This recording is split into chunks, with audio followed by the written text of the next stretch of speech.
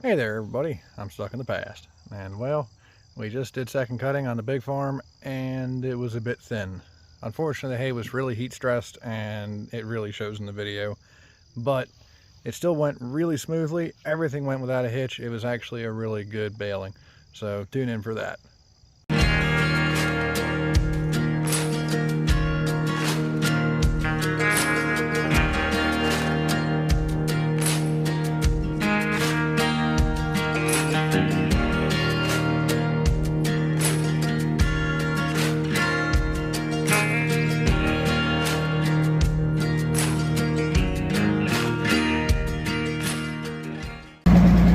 YouTube, we're here back again for number 2. Let's do this thing. Yeah, unfortunately we've had kind of a really dry spell out here. Stunted the growth of this stuff pretty significantly. So it's kind of thin, but we're getting a little something off here.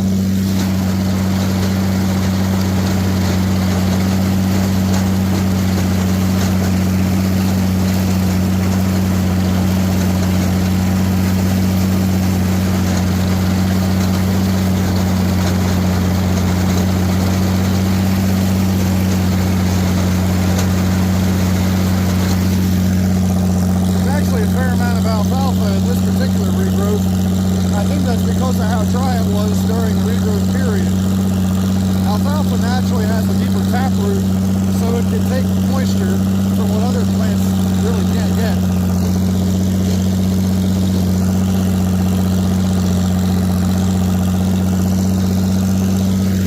I'm actually surprised how much we're getting off of this.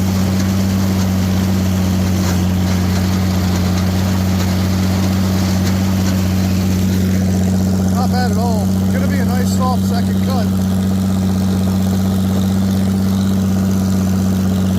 I got Dylan back again, the owner of that H. He's on my 300. He's gonna run Darren's hay vine since my New Holland has been sold.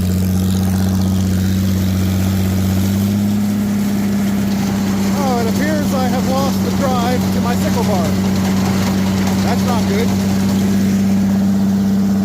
Let's see what happens. Everything looks fine except that I've got a decent oil coating all over that pulley. I'm not sure where that oil is coming from. I think I may have overfilled that gearbox just a tad. So I'm going to try to tighten this pulley up and see if that does anything. It's a pretty easy adjustment. You just take that screw right there and go up with her. So let me get up there and see if I can do that. Well, so far it's working. I tightened her down as much as I could, which unfortunately wasn't much. But it is going to have to be what it is. Hopefully it just leaks down to where it doesn't keep spilling all over the place. It'll be alright.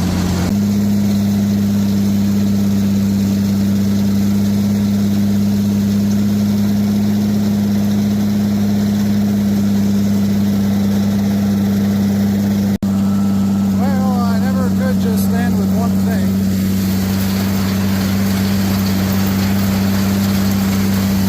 Dylan had to go home early, so I swapped the New Holland onto the 706, gave the 300 a break.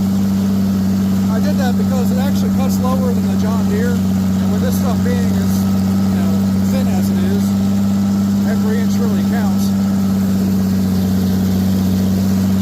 So the New Holland will finish the field out.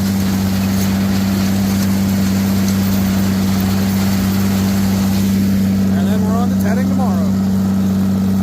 Well, we're back for tedding day. My wife's on the floofer, as she so designated it. And I'm going to do something a little different. Since it's so thin out back, there's really nothing that the tedder's going to be able to grab. So I'm going to use the rake, and I'm going to go ahead and windrow it. And then I'll be able to ted the windrow tomorrow. But the rake kind of works like a tedder too, in the regard that it rolls the hay over and exposes what's on bottom to the top. Not all rakes do that. Typically a rotary style rake will just kind of shift the hay sideways and drop it. But a roller bar rake like the one I'm using, it actually does roll the hay over. So we should be able to efficiently dry this stuff.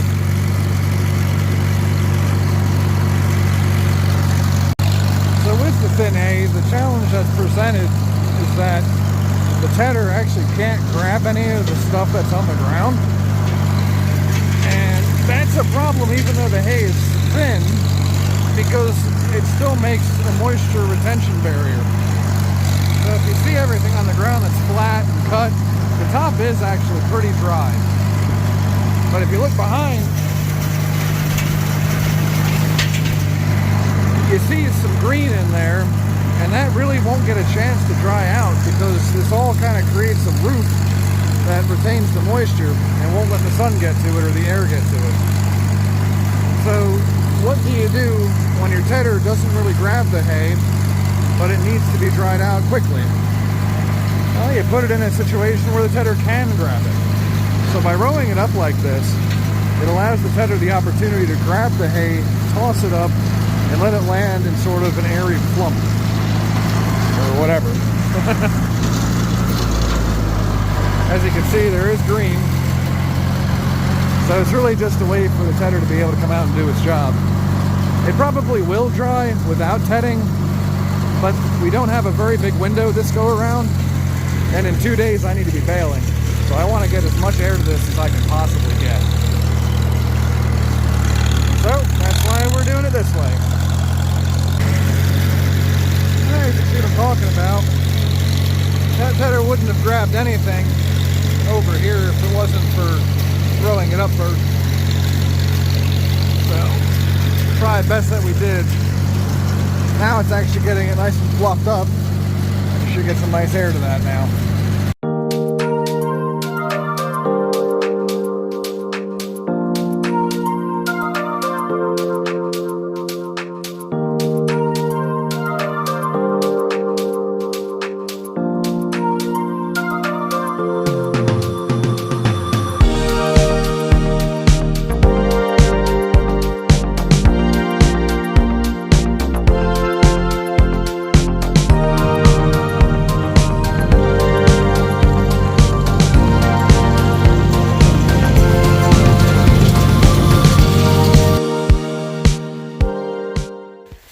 Baling day, and I'm just doing a preliminary check on the windrows, but I just dipped into one of them and it's crispy, real crispy. So this stuff is dry. You can hear that. That is, oh, that's attached, but that is about as dry as it gets right there. So we're ready to roll. I'm gonna start punching bales here in a second. One thing worth noting is this baler is a lot faster.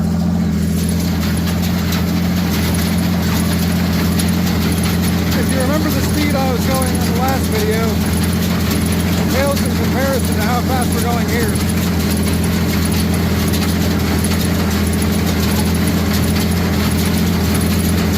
This particular baler is the biggest one New Holland made at the time, the 320.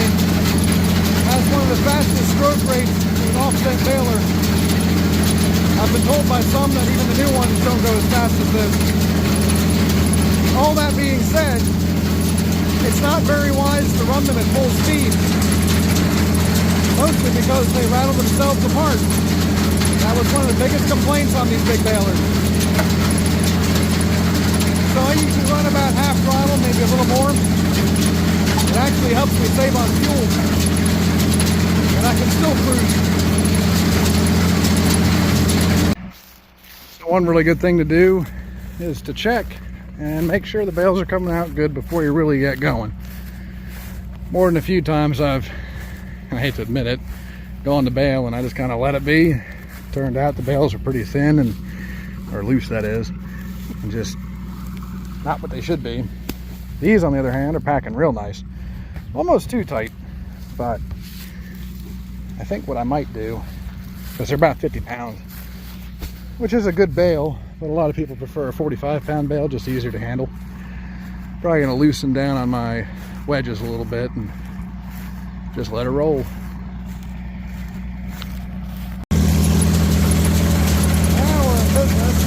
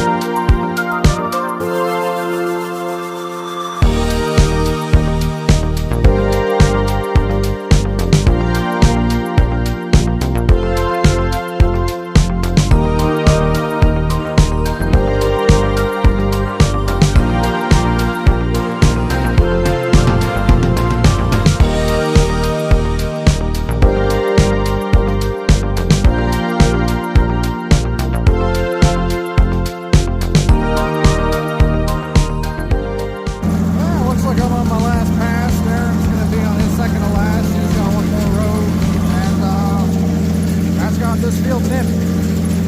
You can see how thin it's gotten out here. I'm really not too confident that we're going to have a third cut. But sometimes it's just how it goes. It was an incredibly dry summer so far. We really didn't get any rain until the last couple weeks. So, it kind of just is what it is. But the operation went incredibly smoothly. Couldn't have asked for a faster and more efficient baling. I think I might have a new friend. This 320 has been really incredible.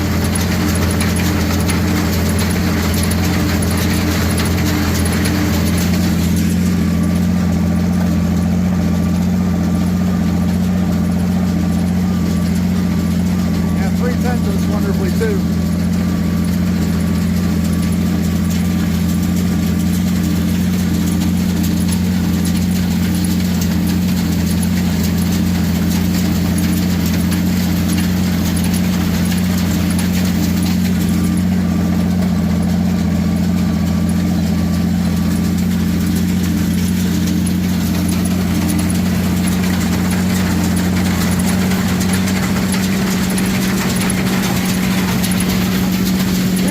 Puts a wrap on it.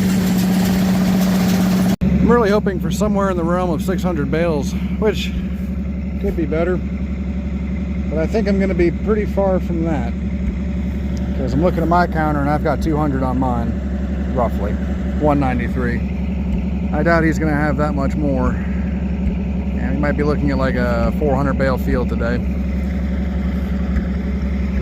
which in a field that would produce about 600 bales per half, it's not good. But it is what it is. I guess we'll get what he got off his counter when he comes up, and then we'll know what happened. So it looks like 113 on his baler, so that brings the total to about 306 bales for the entire field. So like I've been saying, it's a bit thin out here, but it just kind of is what it is. We'll see if we get a third cut. So it could have been a little thicker out there, but like I said, everything went without a hitch and everything was perfect except for the yield. But the equipment was flawless. So join us for the next one. We'll see you on that. Have a good one.